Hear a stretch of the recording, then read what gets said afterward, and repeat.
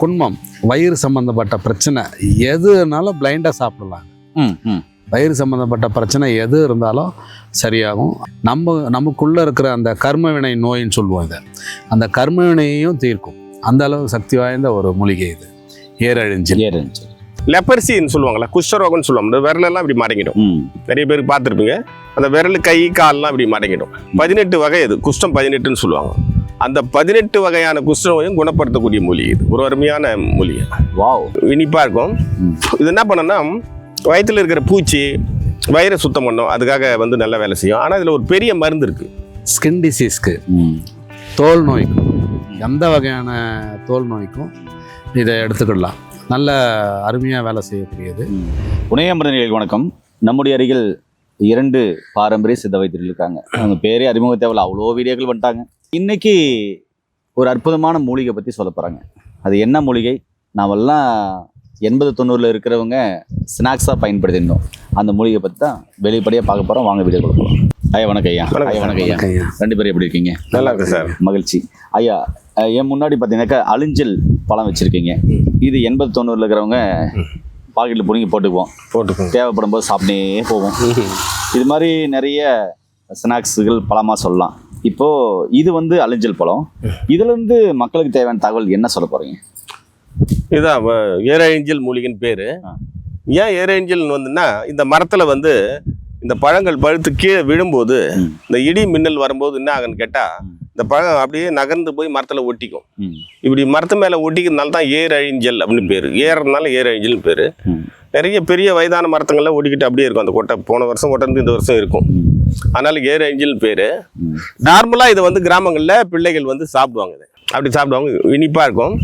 இது என்ன பண்ணோன்னா, வயிற்றில் இருக்கிற பூச்சி வயிறை சுத்தம் பண்ணும். அதுக்காக வந்து நல்ல வேலை செய்யும். ஆனால் இதில் ஒரு பெரிய மருந்து இருக்குது. சொல்லுங்க, என்ன மருந்து? இந்த முதிர்ந்த மரத்தினுடைய இது மரம் இது இப்போ நம்ம தழை வச்சிருக்கோம். இந்த மரத்தினுடைய பட்டையை சீவி எடுத்து குழித்தைலன்னு சொல்லுவாங்க. அது மாதிரி தைலம் இறக்கணும்.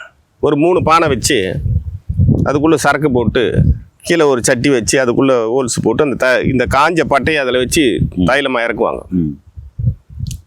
அந்த தைலத்தை இறக்கிட்டு லெப்பர்சின்னு சொல்லுவாங்களா, குஷ்டரோகம்னு சொல்லுவாங்க. இந்த விரலெல்லாம் இப்படி மடங்கிடும். நிறைய பேருக்கு பார்த்துருப்பீங்க. சில பேர் கொஞ்சம் வெண்மை நிறமாக இருக்கும், கருமை நிறமாக இருக்கும். அந்த விரல் கை கால்லாம் இப்படி மடங்கிடும். முகமெல்லாம் ஒரு மாதிரி அப்படி விகாரமாக இருக்கிற மாதிரி ஆகிடுவாங்க. அதான் லெப்பர்சின்னு சொல்லுவாங்க ஆங்கிலத்தில். தமிழில் குஷ்டரோகம்னு சொல்லுவாங்க. தொழுநோய் 18 வகை இது, குஷ்டம் 18ன்னு சொல்லுவாங்க. அந்த 18 வகையான குஷ்டநோயும் குணப்படுத்தக்கூடிய மூலிகை இது. ஒரு அருமையான மூலிகை. வாவ். ஆமாம். இல்லை, இந்த லெப்பர்சி இருக்கிறவங்க இதை வந்து குழித்தைலமாக இறக்கி, ஒருவேளை குழித்தைலம் இறக்க முடியாதவங்க இதனுடைய இலை, பட்டை, காய், வேர்பட்டை இதெல்லாம் சேகரம் பண்ணி சம அளவு ஒரு 100 கிராம் எடுத்து காய வச்சு நைஸாக பொடி பண்ணிவிட்டு அதை நல்லா சலிச்சிட்டு அதை வந்துட்டு நெய்யில் குழச்சி சாப்பிட்டுக்கிட்டே வந்தாங்கன்னா ஒரு 48 நாளைக்கு அந்த லெப்பர்சிக்காரங்களுக்கு அந்த உடலில் உள்ளே இருக்கிற அந்த கிருமிகள்லாம் வெளியே போயிட்டு அந்த கை கால்கள் மடங்கியது கூட நீண்டு வரும். அந்த அளவுக்கு தொடர்ந்து சாப்பிடணும். சாப்பிடும்போது அவங்களுக்கு ஒரு சிறந்த அருமையான மருத்துவம் கொடுக்கக்கூடிய மூலிகை இந்த மூலிகை. உடம்பு ஆரோக்கியமாகிடும்.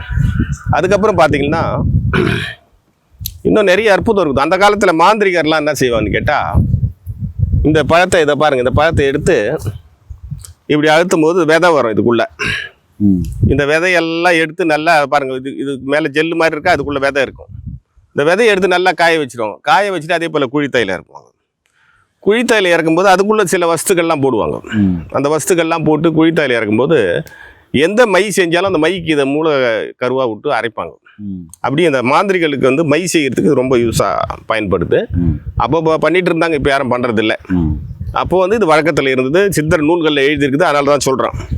ஓகேவா?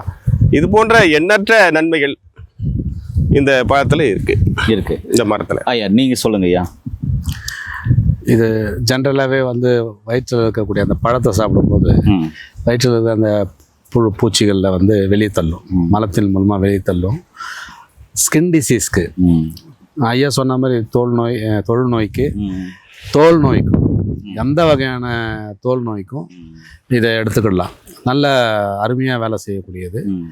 பழம் மட்டும் இல்லை, அதை சூரணித்து ஐயா சொன்ன மாதிரி நல்லா எல்லாத்தையும் சம்பளமாக எடுத்து காய வச்சு சூரணித்து எடுக்கும்போது தோல் சார்ந்த அனைத்து நோய்களும் சரியாகும். குன்மம், வயிறு சம்மந்தப்பட்ட பிரச்சனை எதுனாலும் பிளைண்டாக சாப்பிடலாம் அது.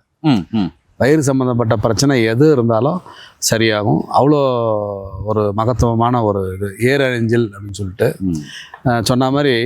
எப்படி அது வந்து இந்த இடி மின்னல் அப்போ அமாவாசை பௌர்ணமிங்கெல்லாம் அந்த பழத்தை கீழே அந்த பழத்தை எடுத்து சேர்த்துக்குதோ அவ்வளோ ஒரு ஈர்ப்புத்தன்மை உள்ளது. நமக்குள்ளே இருக்கிற அந்த கர்மவினை நோயின்னு சொல்லுவோம் இதை, அந்த கர்மவினையையும் தீர்க்கும். அந்த அளவு சக்தி வாய்ந்த ஒரு மூலிகை இது ஏரழிஞ்சில். நண்பர்களே, ரெண்டு பேருமே ரொம்ப நல்லா சொன்னாங்க. கண்டிப்பாக அந்த காலத்தில் ஸ்நாக்ஸு பதிலாக இதை தான் எடுத்துகிட்டு போவோம் இல்லையா, பாக்கெட்டில் எடுத்துகிட்டு போவோம். இதை நீங்கள் ஒரு நாளைக்கு ஒரு 2-3 பழம், காலையில் 2-3 பழம், சாயந்தரம் சாப்பிட்டுடலாம். சாப்பிடும்போது உடலுக்கு நல்லா குளிர்ச்சியாகும். அதிகமாக சாப்பிட்டாக்க ஒரு சிலருக்கு தலைவலி வரணுன்றதுனால அதிகமாக சாப்பிட வேண்டாம். ஆனால் இது சீசனில் சாப்பிட்டிங்கன்னா உடலுக்கு அவ்வளோ நல்லது, உடலுக்கு குளிர்ச்சியாகும், உடல் வெப்பம் சார்ந்த நோய்கள் சரியாகும். ரொம்ப அற்புதமான தகவல் சொல்லியிருக்காங்க. சேவ் பண்ணி வச்சுக்கோங்க. இந்த பழத்தை எங்கே பார்த்தாலையும் விடாதீங்க, டேஸ்ட் பண்ணி பாருங்கள். நல்லா இனிப்பாக இருக்கும், லைட் புளிப்பாக இருக்கும். ஒரு சில பழங்களில் லைட்டாக கசப்பு வரும். ஆனால் இருந்தாலும் ரொம்ப ஆரோக்கியமானது. கண்டிப்பாக பயன்படுத்தி பாருங்கள்.